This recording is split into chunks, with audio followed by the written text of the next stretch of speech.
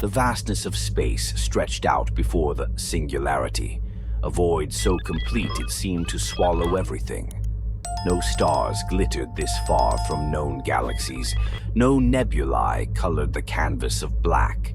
Only the ship, a speck of light in the infinite darkness, drifted toward the gravitational anomaly, an immense black hole so large that its mass could not be comprehended, even by the most advanced human minds. Captain Amelia Rourke stood at the helm, her gaze locked on the sensor displays where the event horizon loomed ahead. The Singularity was state-of-the-art, a ship designed to venture farther into the unknown than any before it. But even this marvel of human engineering felt insignificant here. Reading stable graviton fluctuations, Dr. Samuel Greaves announced from his console, his fingers moving across the touchscreens with precision. He was the ship's lead astrophysicist, a man whose curiosity about the universe's mysteries often bordered on obsession. "Stable for now," Lynch muttered, not taking his eyes off his own readings. As the ship's chief engineer, he had been monitoring the ship's systems closely ever since they entered the black hole's outer reach. Every part of him seemed coiled with tension, the hairs on his arms raised as if anticipating something no one else could feel. But if we're not careful, this ship could end up being stretched into atoms before we even know what hit us. Dr. Greaves shot him a look. "We're well outside the event horizon. There's no immediate risk of spaghettification." "Not yet," Lynch replied darkly, "but we're sitting on the edge of an ocean with no idea how deep it is." Captain Rourke silenced them both with a gesture. She didn't need the tension between her officers, feeding into her own growing unease. The mission was a monumental step forward in human exploration, yet there was an instinct buried deep in her gut. A primal warning, something that gnawed at the edges of her mind, telling her this place was not for them. It wasn't just the black hole that unnerved her. It was the oppressive quiet, the sense of being watched by something unseen. "How close can we get without compromising the ship?" she asked, keeping her voice steady. "We're approaching the optimal distance for data collection," Dr. Greaves said, a note of eagerness creeping into his tone. "Any closer, and we risk stronger gravitational interference, but right here, this is perfect." Captain Rourke nodded. "Begin scans." The ship hummed to life as its systems deployed a series of advanced probes, each designed to collect data on the black hole's structure, gravitational field, and electromagnetic anomalies. They would be the first humans to truly understand the inner workings of such a cosmic entity. The first to pierce the veil of the unknown. Dr. Marla Kessler, the mission's biologist, was glued to her screen, her normally calm demeanor betraying a hint of discomfort. "I've never seen anything like this," she whispered, her eyes wide. "It's as if the energy from the black hole is alive. There are fluctuations in the field that don't match any known models." Greaves leaned over, squinting at her data. "You mean it's unstable?" "No," Kessler shook her head, still staring at the data. "I mean it's intentional.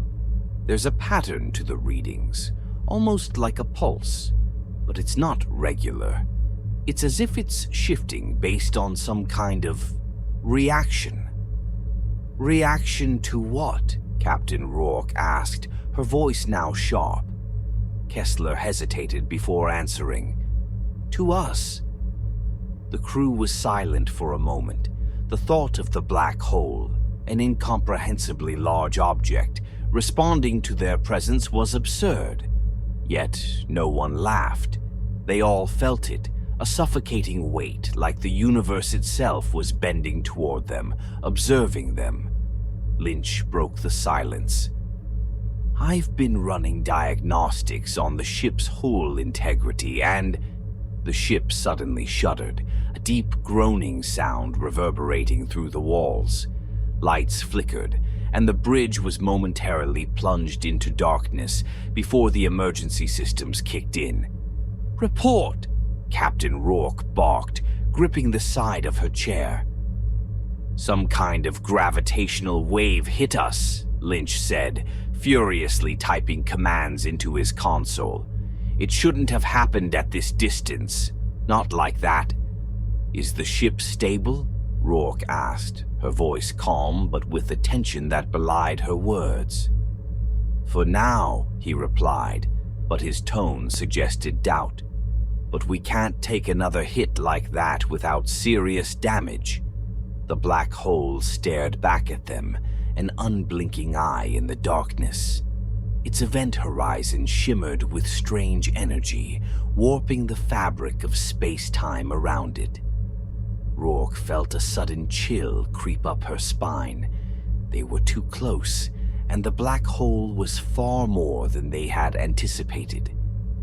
"We need to pull back," Lynch said, his voice urgent. "Whatever this thing is, it's not safe." But Greaves was already shaking his head. "We've come too far to turn back now. We need more data. Just a few more scans and..." Another tremor rocked the ship, more violent this time. Lynch cursed under his breath, fighting to stabilize the systems as alarms blared across the bridge. "It's reacting to us," Kessler whispered again, her voice distant as if she was somewhere else entirely. Rourke ignored the rising panic in her chest. She had led crews through worse. Storms on Titan, radiation flares in the Kuiper Belt. But this felt different. This felt like something they couldn't understand, let alone control. "Greaves," Rourke snapped, "get the data we need and prepare for an immediate retreat." The scientist hesitated for a moment but then nodded, realizing the urgency in her voice. His fingers moved rapidly across the console, gathering as much information as possible in the few precious moments they had left. But as the Singularity prepared to pull away from the black hole, something happened that none of them expected. The ship stopped. It didn't drift, didn't struggle. It simply halted, as if an invisible hand had reached out from the void and seized it. The thrusters flared, but the Singularity remained in place, locked in space. "Captain," Lynch's voice was tight with fear, "we're caught in its gravitational pull. We're being dragged in." The black hole's event horizon loomed larger in the view screen, a swirling vortex of nothingness that now felt impossibly close. And from deep within that void, something stared back at them. Not a simple force of nature, but something aware, something hungry. As the ship groaned under the pressure, Captain Rourke realized with chilling certainty that they weren't explorers anymore. They were prey. Time was slipping away, fragments of moments disintegrating like smoke as the Singularity drifted deeper into the black hole's gravitational pull. At first, the changes were subtle, the kind that could be easily dismissed as fatigue or stress. But within hours, the atmosphere on the ship had transformed into something unrecognizable, a taut wire vibrating with tension that no one could see, yet everyone could feel. Captain Rourke paced the bridge, her mind racing. She could sense the anxiety gnawing at her crew, a fear that simmered just beneath the surface. Something wasn't right, not just with the black hole, but with the ship itself. Shadows seemed darker here, silence heavier, the air so thick with unease that breathing felt like an effort. "We need answers," she muttered, her voice low. "We need to understand what's happening." In the science lab, Dr. Marla Kessler had isolated herself, her focus entirely on the samples retrieved from the event horizon.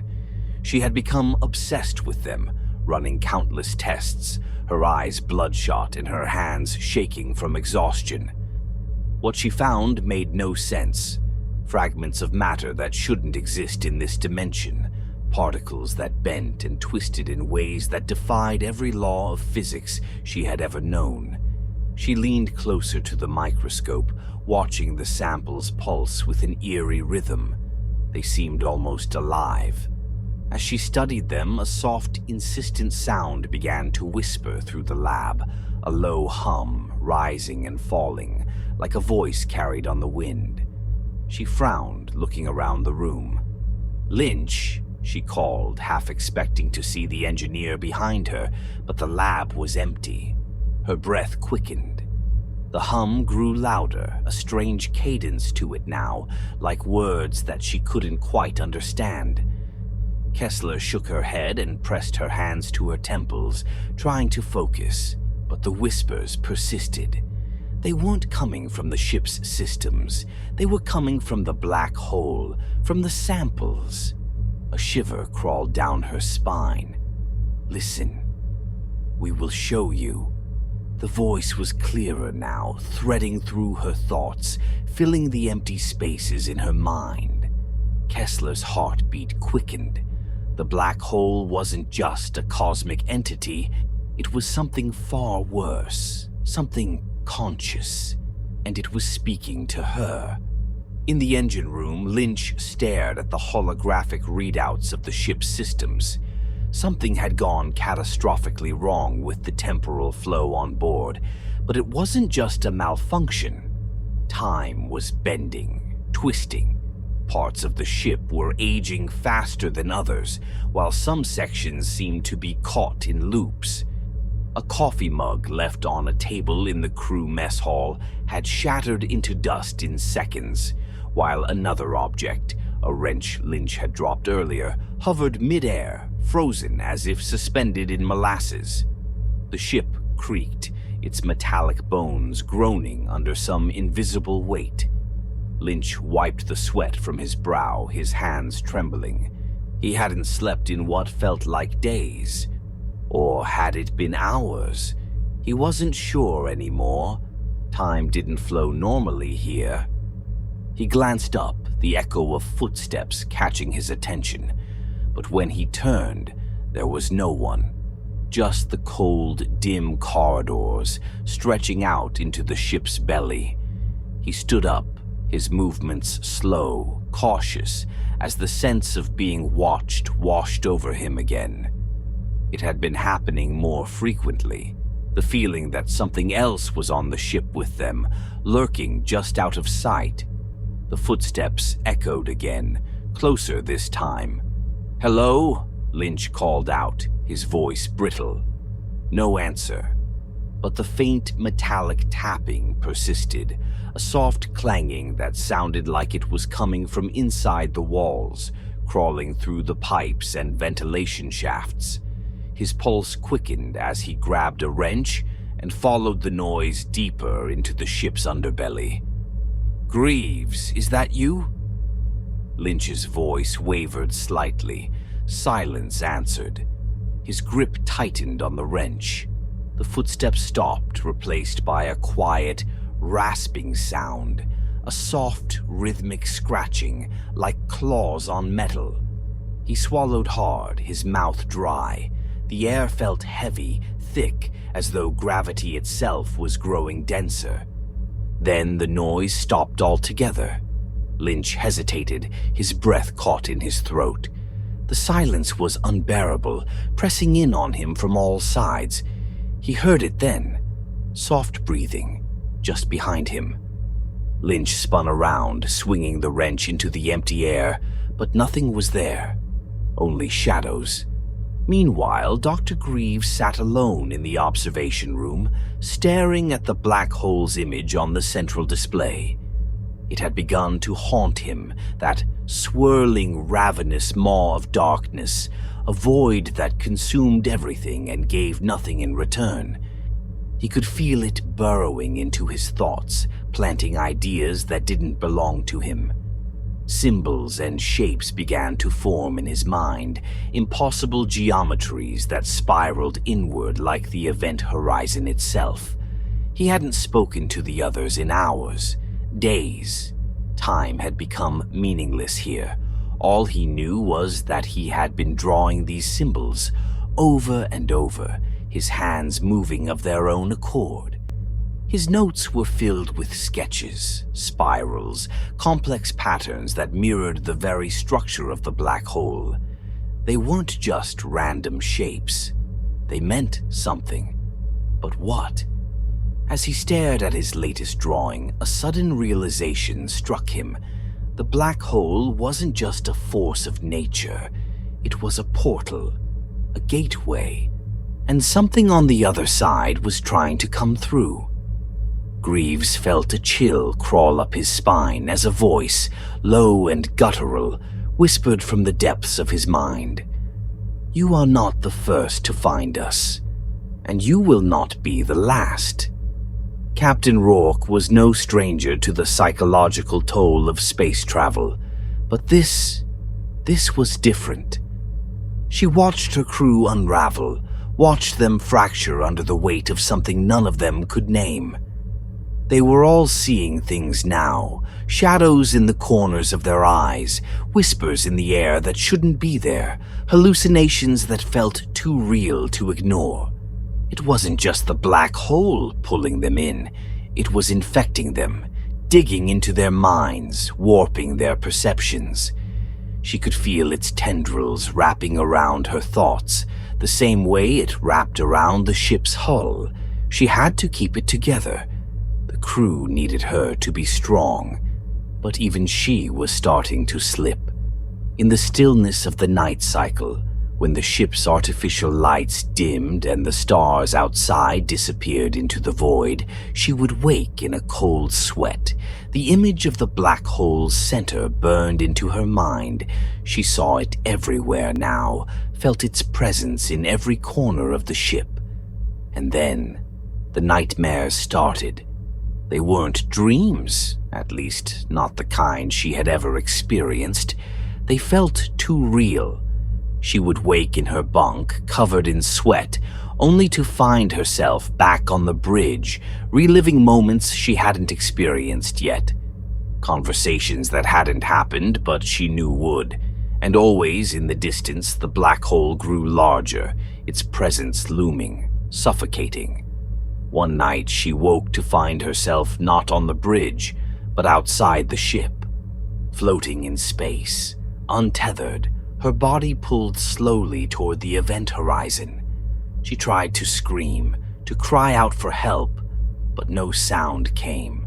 All she could hear was the low, deep hum of the black hole, calling to her, inviting her in.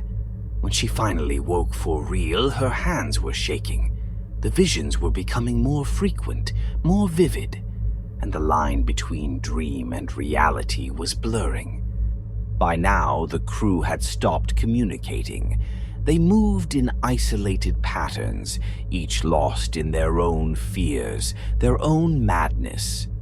Lynch was convinced the ship was alive, its systems compromised by something far more malevolent than faulty wiring. Kessler rarely left her lab, her obsession with the black hole growing by the hour. Greaves had begun speaking in fragments, his words punctuated by the strange symbols he couldn't stop drawing. And all the while, the black hole waited, its pull growing stronger, its whispers louder. Captain Rourke knew that time was running out, but time itself was becoming a meaningless concept here, lost to the grip of the black hole that now controlled their fate. She could feel it gnawing at her mind, an ancient, unknowable force that cared nothing for human life. The descent had begun, and there would be no way back. The Singularity drifted closer to the event horizon, its once pristine hull now creaking under the immense pressure of the black hole's gravity. The crew could feel the ship's slow descent, though their instruments had become unreliable. Time and space were bending in ways no technology could properly measure. The void was no longer just an external force. It had infiltrated the ship, its presence lurking in every dark corner, warping reality with every passing second. Captain Rourke stood alone on the bridge, staring out into the endless dark. The black hole had become more than a cosmic entity.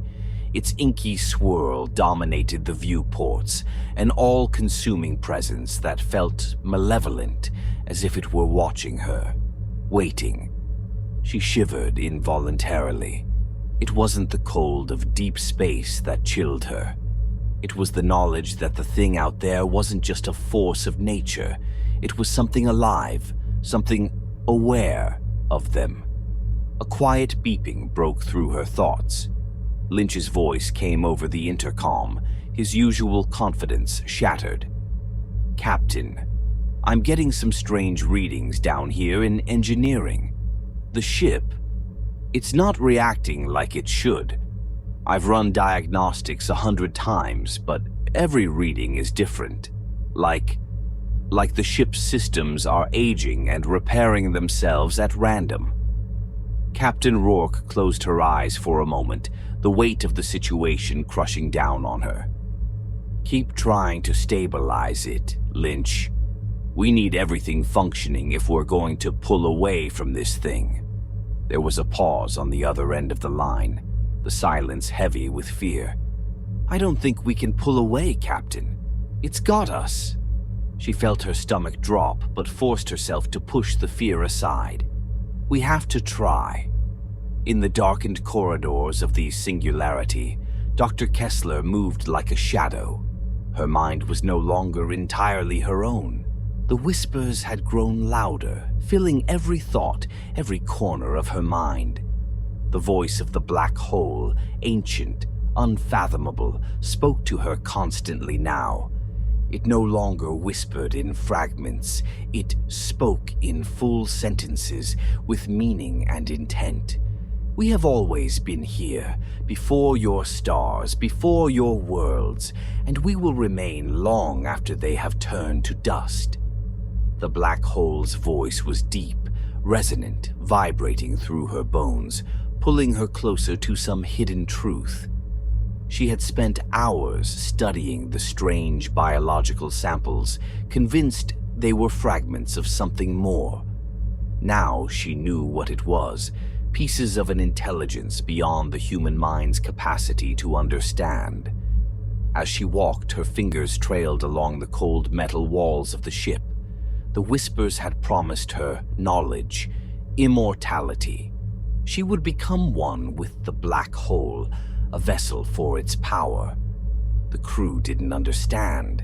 They couldn't. But soon, they would. Soon, they would all understand. Kessler arrived at the heart of the ship, her eyes flicking over the control panels. Lynch wasn't here. He was somewhere in the bowels of the ship, trying to salvage systems that no longer obeyed any logical rule. It didn't matter. The ship wasn't important anymore. It was merely a tool, a means to an end. As she stood there, she heard a faint scratching sound, like nails on metal. Her heart quickened. She wasn't alone. Slowly, she turned, expecting to see one of the crew. Instead, a figure stood at the end of the corridor. Its body was misshapen, twisted into grotesque angles that defied anatomy, its face a hollow void where features should have been. A distorted echo of a person, but wrong in every conceivable way. Kessler's breath caught in her throat. The figure twitched, then shambled forward, its movements jerky and unnatural, like a puppet on broken strings. Her heart thundered in her chest as the figure drew closer, the air around it rippling, distorting as though reality itself was unraveling. She stumbled backward, her hand instinctively reaching for the wall to steady herself. But the figure dissolved into nothing before it could reach her.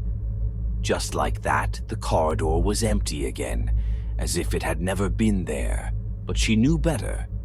It was real. Reality was breaking down. The ship, the crew, even time itself, it was all unraveling, slipping into the maw of the black hole's influence. And the black hole wanted it that way. Dr. Greaves sat in the observation lounge, surrounded by windows showing the growing immensity of the black hole. The symbols he had drawn covered every surface around him: walls, floors, papers scattered on the table. The spirals repeated endlessly, tracing the paths of unseen forces that had long been hidden from human perception. He had spent days, or perhaps only hours, working feverishly, trying to understand the truth buried in his mind. The black hole had shown him things. It had opened his mind to a reality beyond dimensions, a universe where time and space were meaningless, where life and death were mere illusions. And now, as he stared into the churning void beyond the glass, he felt the answer crystallizing in his thoughts. It's not just a black hole, he thought. It's a doorway. The realization was both awe-inspiring and horrifying. Beyond the event horizon, something waited, something vast, ancient, and hungry.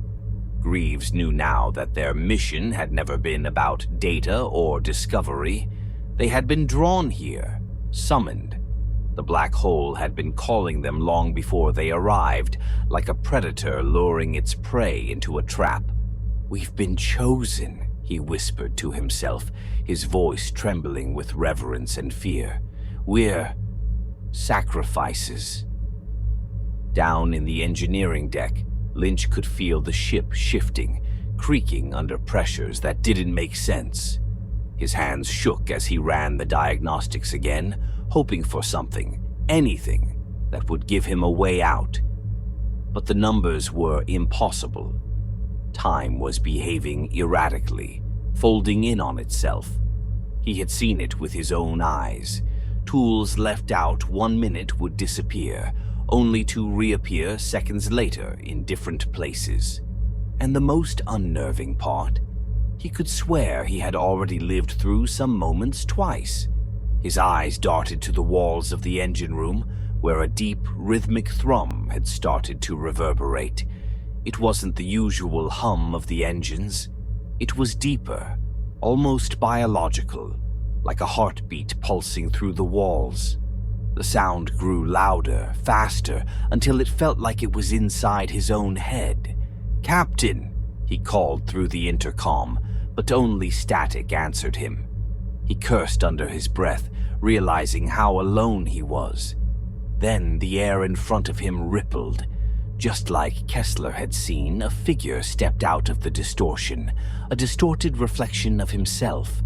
But its face was hollow, its body broken in ways that defied physics. Lynch staggered back, terror flooding through him as the figure mirrored his movements, only to lurch forward in an erratic, disjointed motion. He screamed, scrambling backward as the figure lunged, and then it was gone, dissolved into thin air, leaving only the low hum of the ship and his ragged breathing. Captain Rourke stood at the helm, her thoughts spiraling as she gazed out at the void. The whispers had started again, faint but growing louder. The crew was crumbling around her. Kessler had withdrawn entirely into her own world, lost to whatever influence the black hole had exerted over her. Lynch was fraying at the edges, his confidence shattered, and Greaves was muttering about symbols and gateways. The black hole had them. She could feel it, its pull, not just physical but psychological, seeping into their minds like a virus. It was twisting their perceptions, making them question what was real and what wasn't. And as she stood there, staring into the abyss, the truth revealed itself in her mind, unbidden but undeniable. The black hole wasn't just drawing them in. It was consuming them, mentally, emotionally, physically, and in return it showed them pieces of itself, pieces of the vast, unknowable horror that waited beyond the event horizon. Something older than the universe, something that had been devouring galaxies for eons, a void that consumed light, time, and consciousness itself. Captain Rourke's grip tightened on the railing, her knuckles white as she whispered the truth to herself, the words thick with terror. The void is alive, and now it had them. The singularity drifted in the unrelenting grip of the black hole, its slow descent now inevitable. Every shudder of the hull, every whisper of the distorted space-time around them, signaled the end. Captain Amelia Rourke could feel it in her bones, the deep pull of the event horizon drawing them in, unstoppable. The bridge was empty now.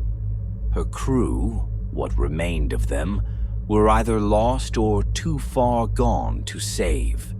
She stood alone, watching the endless darkness, knowing that the ship, the mission, and everything they had once believed in was about to be erased. Her eyes flicked to the display panel. What remained of it? Static filled the screens, blips of incomprehensible data flashing momentarily before vanishing. Time was slipping out of sync, bending and contorting into impossible shapes. Her hand gripped the armrest of her chair, the only anchor she had left in this crumbling reality. The black hole had become monstrous in the viewports, a swirling vortex of unimaginable depth, its center an abyss that devoured everything it touched. And yet, as she stared into it, Rourke couldn't shake the feeling that it was staring back, watching her, waiting for her. "We're past the point of no return," she whispered to herself, the words hollow and meaningless in the crushing silence. But speaking them aloud made it real, gave her some semblance of control in a universe that had long abandoned any logic she could comprehend. Lynch, somewhere deep in the ship's bowels, was still fighting. His fingers worked frantically over the manual controls, his mind fraying as the ship resisted every attempt he made to pull them free. His face was slick with sweat, his breath ragged, but he wouldn't give up. Not yet. He couldn't. "Come on," he growled, his voice shaking with desperation. "Come on, you bastard." The ship's engines groaned in protest as he diverted power, trying to give them one last push. But it was useless. The black hole's grip was unyielding.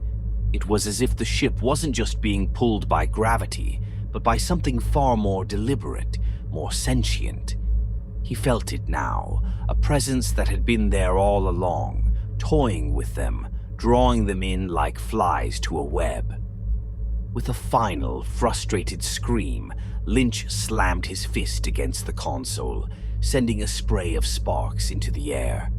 The power flickered, and the dim emergency lights cast long, eerie shadows across the walls. The sound of his own heartbeat thudded in his ears, too fast, too loud. The engine room was closing in on him, suffocating. And then, just beyond the threshold of the door, he saw it. A figure. A shadow. It stood there, motionless, its form twisted and broken, as if something had taken a human shape and bent it until it barely resembled one. Lynch froze, the wrench in his hand trembling. Who's there? No answer, but the shadow moved just slightly, its head twitching at an unnatural angle. It was watching him. He could feel its eyes, if it had eyes, boring into him. His breath caught in his throat as he realized what it was. It wasn't a hallucination.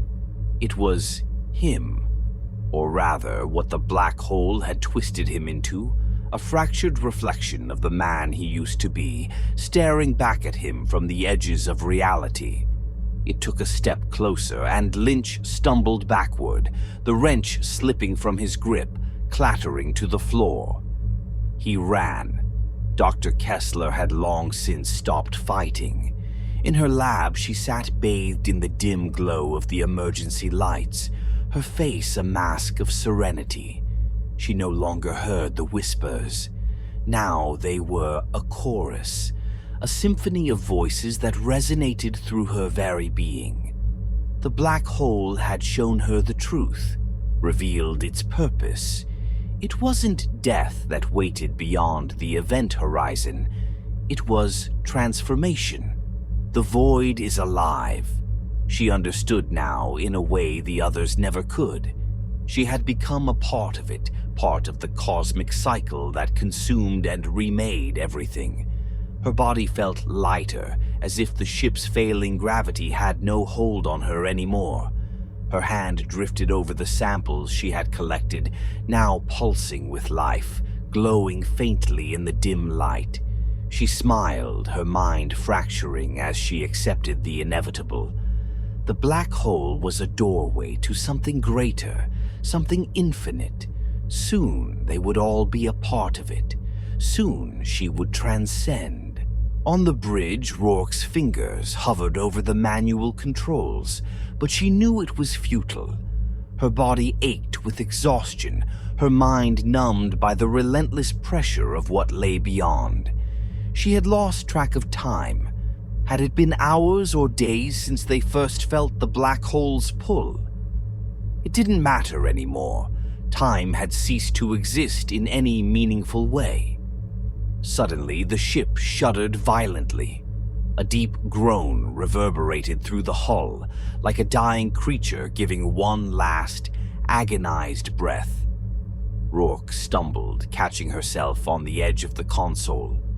"We're inside," she realized, her voice barely a whisper. The ship had crossed the threshold. The event horizon yawned wide before her, an all-consuming darkness that stretched out into eternity. The stars beyond the viewport twisted and stretched into long, spindly lines as the ship's reality distorted further. Space was no longer recognizable. All that existed was the black hole. She heard footsteps behind her, slow, heavy. "Captain." The voice was soft, broken. Rourke turned to see Dr. Greaves, or what remained of him. His eyes were bloodshot, his face gaunt, skin pulled tight over his skull. In his hands he clutched a data tablet, symbols scrawled across the screen, spirals and shapes that made no sense but felt disturbingly familiar. "We've gone beyond the edge now," he rasped, his voice filled with a strange awe. "There's nothing left but the void." Rourke met his gaze, searching for any trace of the man she had once known, but all she saw was madness. He had been consumed, just as Kessler had, just as they all would be. "We're not meant to understand this," she said, her voice heavy with resignation. "We were never meant to come this close." Greaves smiled, a haunting, hollow expression. "It's not about understanding, Captain. It's about becoming." In those final moments, as the Singularity was pulled irrevocably into the black hole, Rourke stood at the viewport, watching as the swirling darkness swallowed them whole. She felt the ship's metal bones creak and twist around her, the gravitational forces warping everything, even her own sense of self. The event horizon shimmered before her, no longer just a boundary between space and time, but a gateway to something far more terrifying. She could feel it now, a deep, ancient consciousness beyond the void, reaching out to them. It wasn't cruel or malevolent. It simply was. A force of nature, indifferent and eternal. Her fingers hovered over the console, but she didn't move. There was nothing left to do, nothing left to fight. The void had them, As the darkness pressed in, the last vestiges of the ship's structure crumbled away, sucked into the Singularity. The stars blinked out one by one until there was only the black hole and the vast, incomprehensible emptiness beyond it. Rourke closed her eyes, feeling the pull of the void in her mind, in her body, in her very soul. And then, just before the darkness consumed her entirely, she whispered into the silence, "There is no escape. The void is all that will ever be." The Singularity was gone, swallowed by the black hole, its crew consumed by the infinite, and the void continued its watch, patient, unblinking, eternal, waiting for the next ship to stray too close,